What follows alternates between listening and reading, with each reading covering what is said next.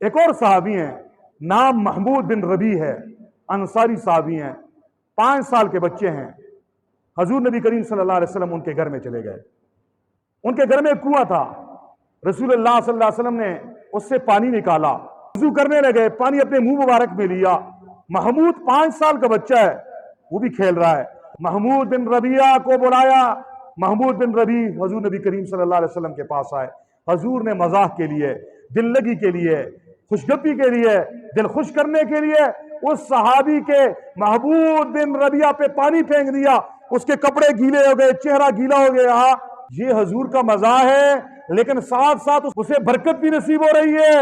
محمود بن ربیعہ کے بارے میں آتا ہے کہ اس پانی پھینکنے کی برکت سے اللہ نے اس کے دل و دماغ کو علم کے لیے ایسا کھول دیا، جس چیز کو ایک مرتبہ سنتے تھے زندگی بھر کے لیے اس کے سینے پہ نقش ہو گئی اور اس کا حافظہ تیز ہو گیا۔